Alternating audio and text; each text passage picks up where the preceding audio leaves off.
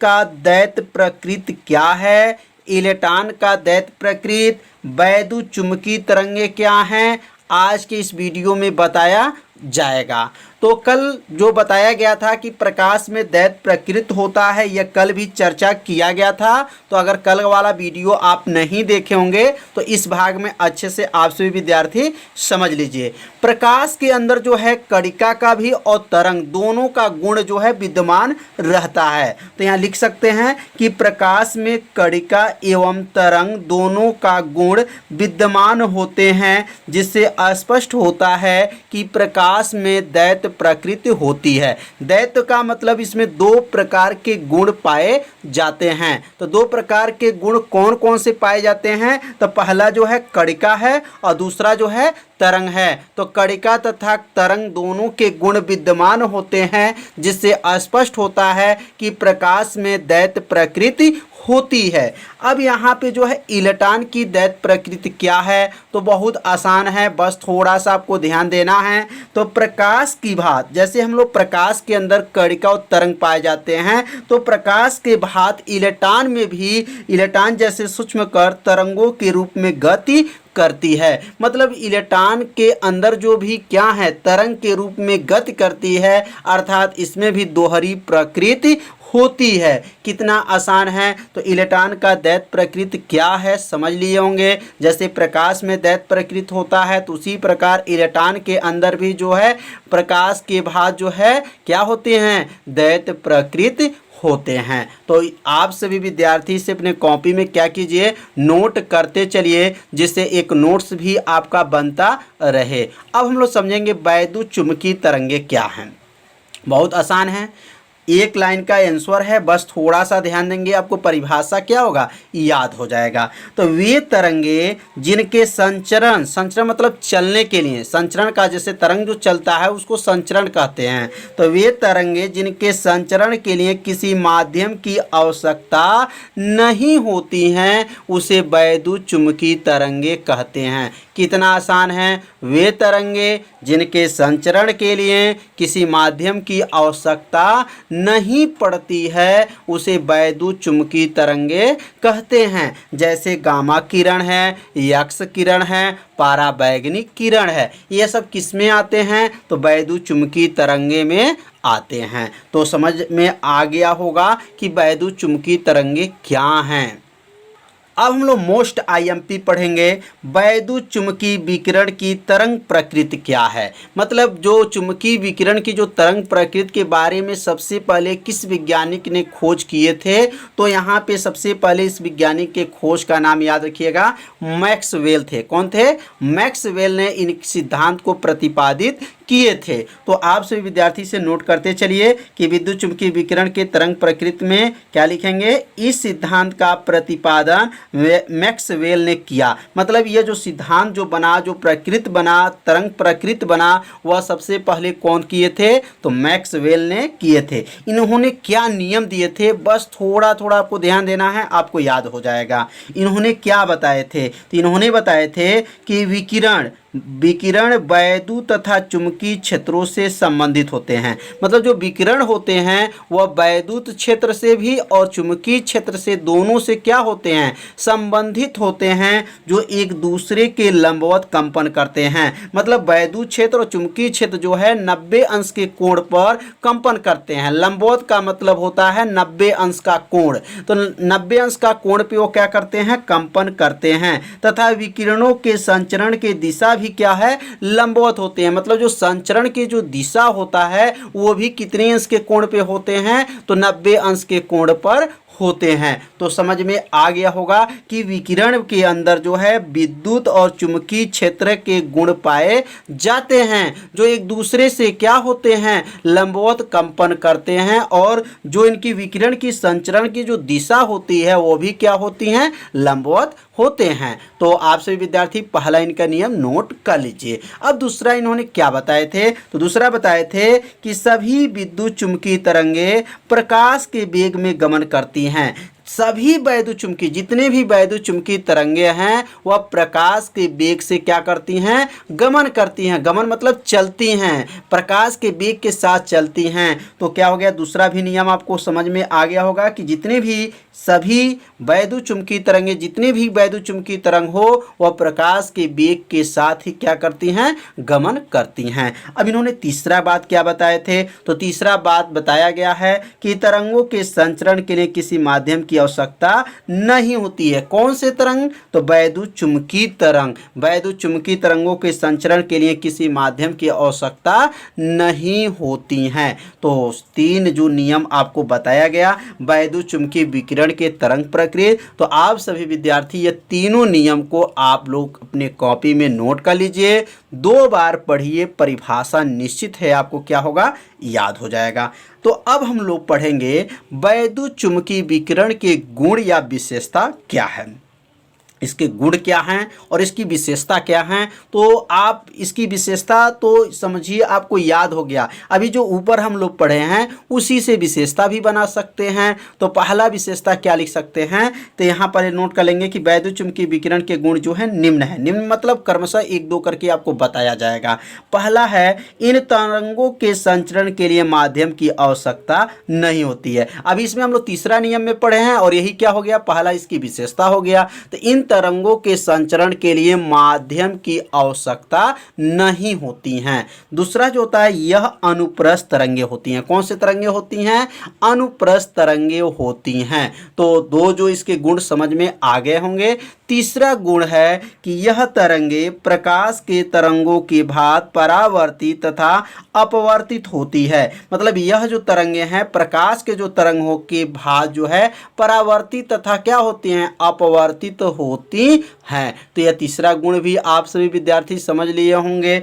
चौथा जो गुण है, निर्वात में इन सभी तरंगों का चाल 3 × 10⁸ मीटर प्रति सेकंड होता है। निर्वात मतलब हवा, हवा में प्रकाश की चाल कितना होता है, तो 3 × 10⁸ मीटर प्रति सेकंड होता है। तो वैद्युतचुम्बकी तरंग का भी जो है निर्वात में इसकी चाल कितनी होती है, तो 3 × 10⁸ मीटर प्रति सेकंड होता है। तो समझ में आ गया होगा कि वैद्युतचुम्बकी तरंगे या वैद्युतचुम्बकी विकिरण के गुण या विशेषता क्या है। इसे अपने कॉपी में क्या कीजिए, नोट कर लीजिए।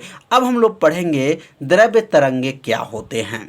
तो द्रव्य तरंगे क्या हैं। अब द्रव्य तरंगे के बारे में किस वैज्ञानिक ने विचार किए थे, तो याद रखिएगा दी ब्रॉगली ने। किसने, दी ब्रॉगली ने इसके विचार प्रस्तुत किए थे। इन्होंने बताए थे कि जो प्रकाश में केवल दैतीय प्रकृति नहीं होता है वह द्रव्य कणों में भी दैतीय प्रकृति होता है। इन्होंने बताया कि दैतीय प्रकृति न केवल प्रकाश में होती हैं बल्कि द्रव्य कणों में भी होती हैं। इन्होंने बताया कि जो दैतीय प्रकृति होता है वह केवल प्रकाश में नहीं होता है बल्कि द्रव्य कणों में भी होता है। इन्होंने बताया कि जब भी कोई द्रव्य कण जैसे इलेक्ट्रॉन, प्रोटॉन आदि होता है तो वह तरंग की भांति क्या करता है, व्यवहार करता है। इन तरंगों को द्रव्य तरंगे अथवा दी ब्रॉगली तरंगे कहते हैं। मतलब इनका कहना यह था कि जो प्रकाश के अंदर जो है दैतीय प्रकृति होती है तो प्रकाश के अंदर होती भी है, इसके अलग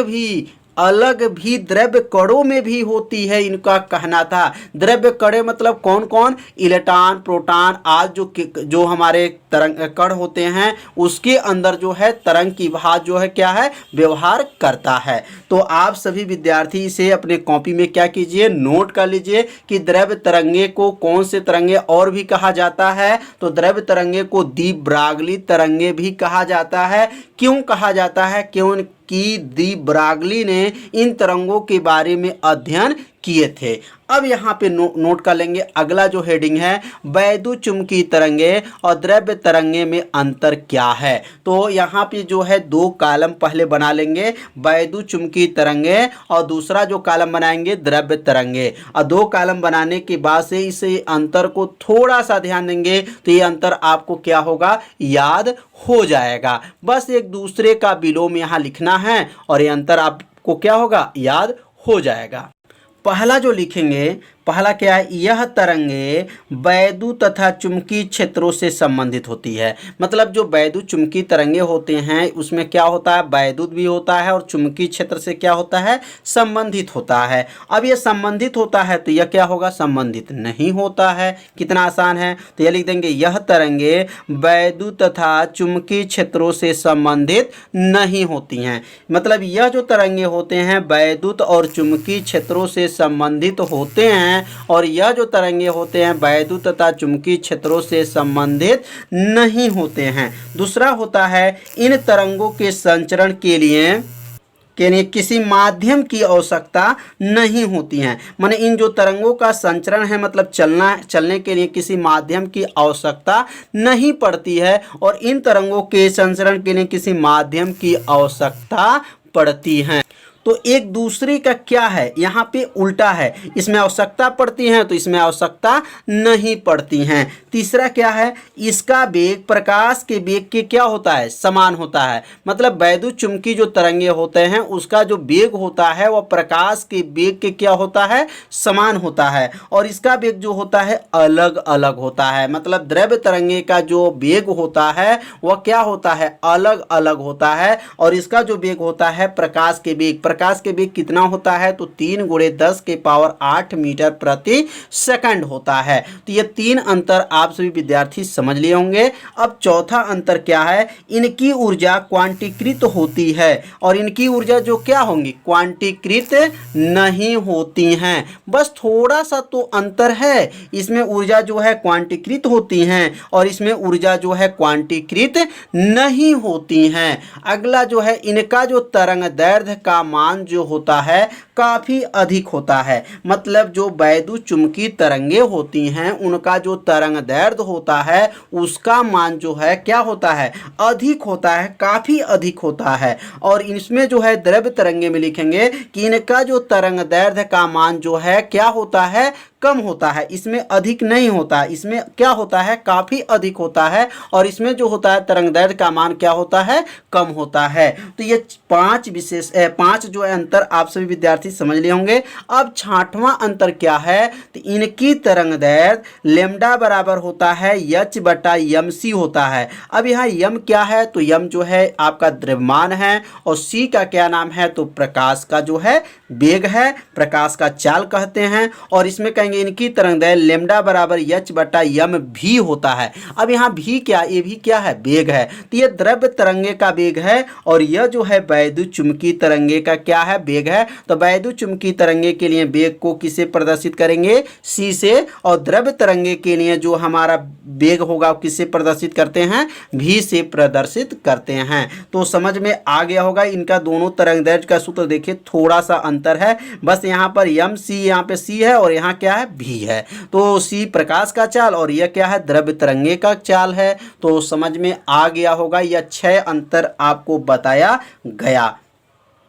तो आज का पढ़ाई कैसा था आप सभी विद्यार्थी जरूर कमेंट कीजिए। प्लांक का क्वांटम सिद्धांत, मतलब प्लांक का क्वांटम सिद्धांत क्या है और प्लांक ने क्या क्या बात बताए थे, आज इस वीडियो में समझेंगे।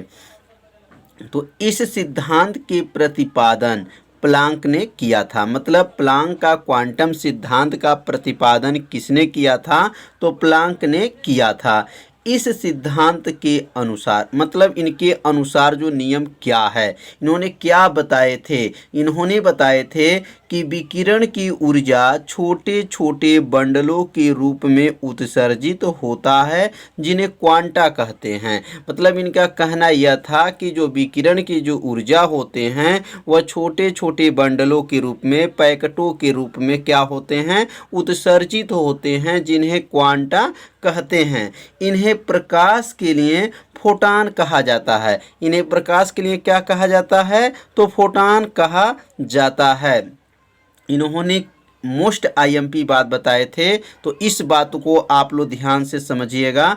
प्रत्येक क्वांटम की ऊर्जा विकिरण के आवृत्ति के क्या होता है, समानुपाती होता है। यह मेन है, याद रखेंगे, इसी को हम लोग मेन समझेंगे प्लांक का क्वांटम सिद्धांत में, कि प्रत्येक क्वांटा की ऊर्जा विकिरण के आवृत्ति के क्या होता है, समानुपाती होता है। तो प्रत्येक क्वांटम की जो ऊर्जा किससे प्रदर्शित करते हैं, तो ऊर्जा को किससे प्रदर्शित करते हैं, तो ई से प्रदर्शित करते हैं। तो यहाँ लिख लेंगे ई हो जाएगा। विकिरण की आवृत्ति किससे प्रदर्शित करते हैं, तो गामा से प्रदर्शित करते हैं, समानुपाती होता है। तो यह जो चिन्ह बना है इसको कहते हैं समानुपाती।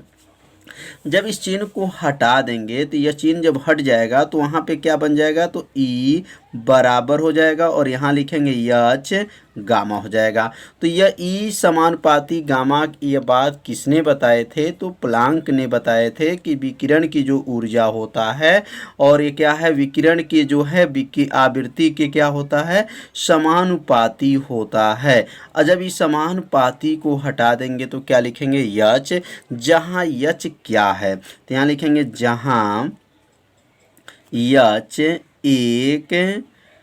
एक नियतांक है। एच क्या है, एक नियतांक है और उसका नाम क्या है, नियतांक है जो प्लांक नियतांक है। क्या नाम है, प्लांक नियतांक है। तो एच का नाम आप लोग याद रखिएगा, एच का नाम क्या है, तो एच एक नियतांक है जो प्लांक नियतांक है।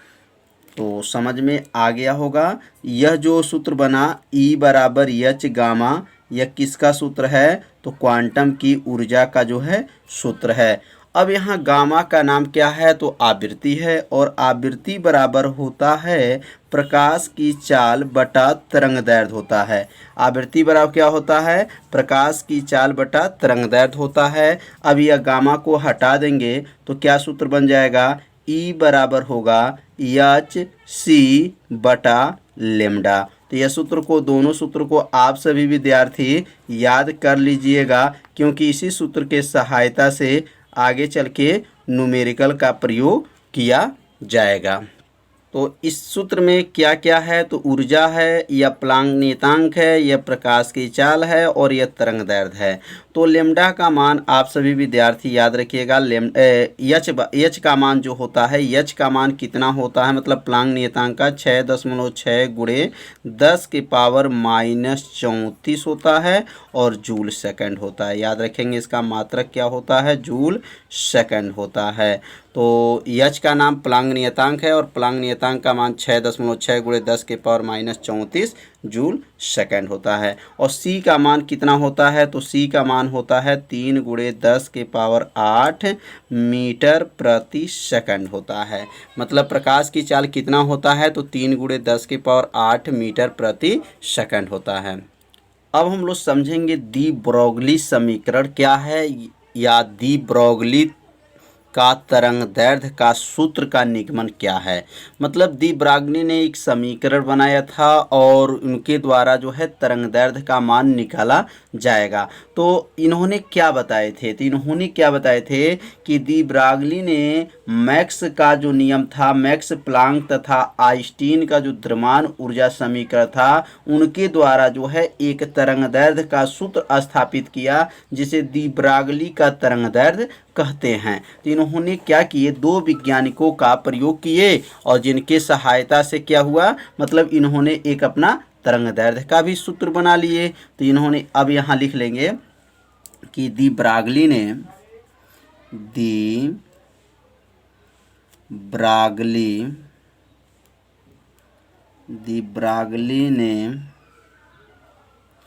प्लांक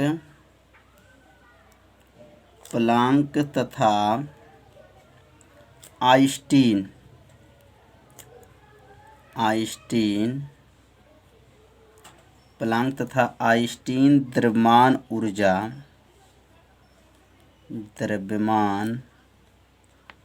ऊर्जा समीकरण के द्वारा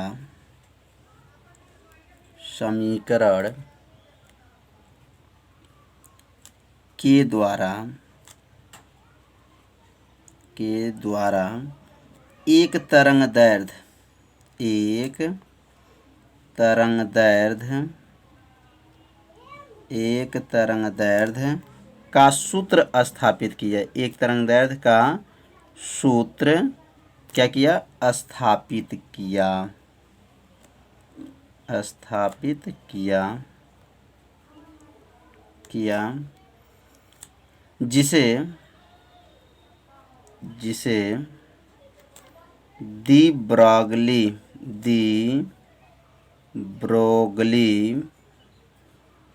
का तरंग दैर्ध्य कहते हैं।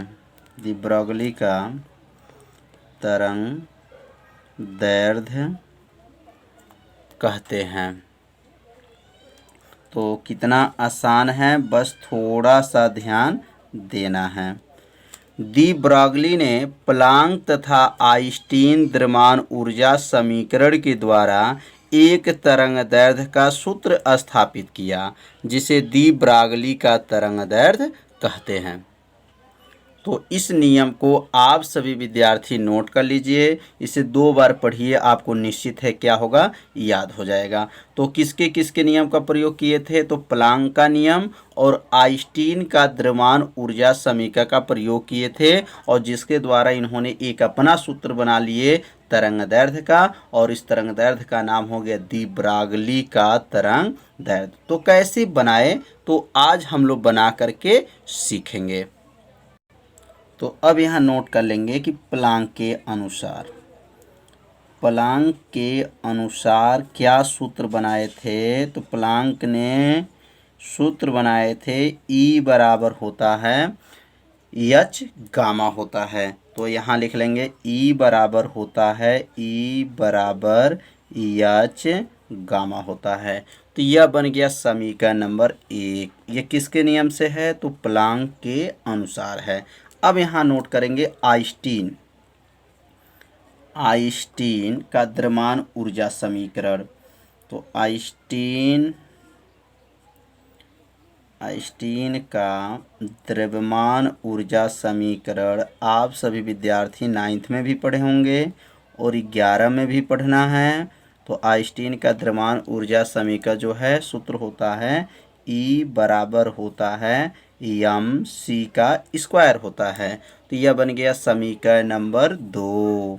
तो समीकरण 1 और समीकरण 2 को ध्यान से देखेंगे तो यह समीकरण 1 में भी E है और समीकरण 2 में भी E है। तो आइंस्टीन का जो ऊर्जा समीकरण में भी, प्लांक के भी समीकरण में E, तो इन्होंने क्या किए थे, दी ब्रोगली ने क्या किए थे कि अब यह जो मान E का मान जो है यहाँ पे रख दिए। यह E का मान जो है H गामा इसके स्थान पे रख सकते हैं। तो दोनों का मान जब ये बराबर है तो यह दोनों का मान भी बराबर हो जाएगा। तो यहाँ नोट कर सकते हैं कि समीकरण 2 का मान समीकरण 1 में रखने पर, समीकरण 2 का मान समीकरण 1 में रखने पर, अब समीकरण 2 का मान समीकरण 1 में रखेंगे। कैसे रखेंगे तो अब सीखेंगे एक एक लाइन। समीकरण 2 का मान समीकरण 1 में रखने पर, तो अब समीकरण 2 का मान जो है समीकरण 1 में E के स्थान पे रख लेंगे। तो क्या बन जाएगा, mc का स्क्वायर बराबर क्या हो जाएगा, H गामा। तो यह जो है समीकरण 2 का मान था और यह जो है समीकरण 1 का मान है। अब यहाँ पे लिखेंगे चूंकि, और चूंकि लिख करके लिखेंगे चूंकि सूत्र होता है गामा बराबर होता है c बटा लेम्डा, मतलब प्रकाश की चाल बटा तरंग दैर्ध्य होता है। तो इस गामा को अब हटा देंगे और यहाँ पे लिखेंगे mc का स्क्वायर H और यहाँ हो जाएगा c बटा लेम्डा। अब चाहे तो एक सी से एक सी को यहाँ काट देंगे, एक सी से एक सी कट जाएगा, यहाँ पे बचेगा एक सी। तो अब अगला लाइन लिखेंगे यहाँ पर mc बराबर H बटा लेम्डा। अब अगला लाइन बनेगा, अब लेम्डा को ऊपर कर देंगे और m इंटू सी को नीचे कर देंगे। तो क्या बन जाएगा, लेम्डा बराबर हो जाएगा H बटा mc हो गया। तो यह जो सूत्र आ गया, यह तरंग दैर्ध्य का सूत्र आ गया। तो ये दी ब्रागली का जो है तरंग दैर्ध्य का सूत्र है। इसी सूत्र को क्या कहेंगे? दी ब्रागली समीकरण भी कहा जाता है। अब एक सूत्र होता है संवेग। संवेग का नाम सुने होंगे। संवेग बराबर होता है द्रव्यमान गुणे प्रकाश का वेग।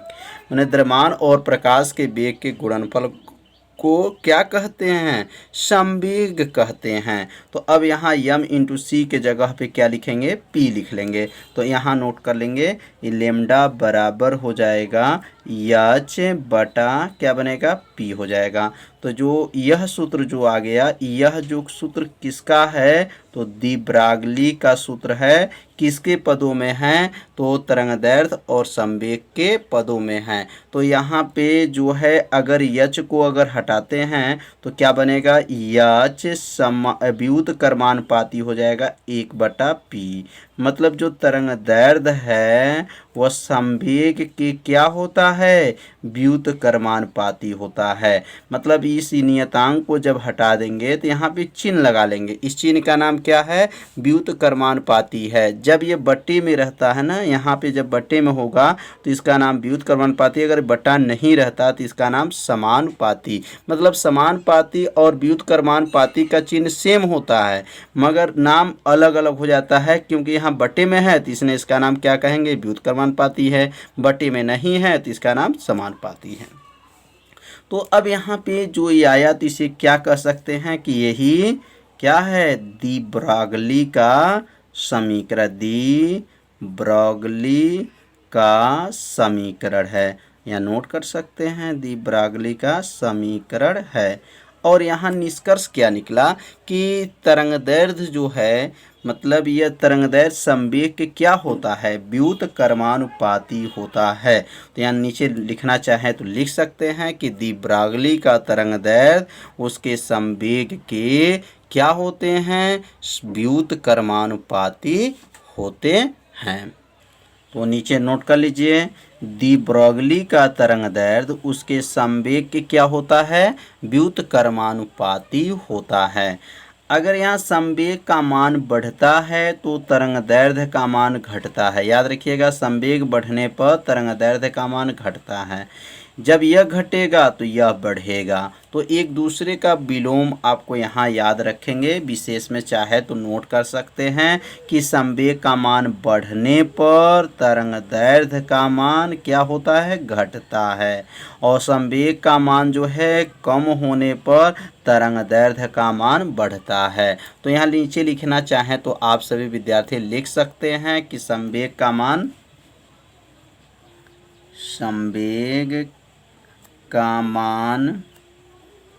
बढ़ने पर तरंगदैर्ध्य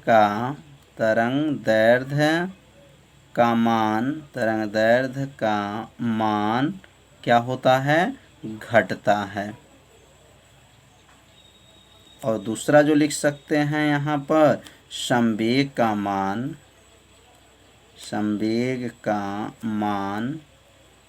घटने पर तरंगदैर्ध्य का मान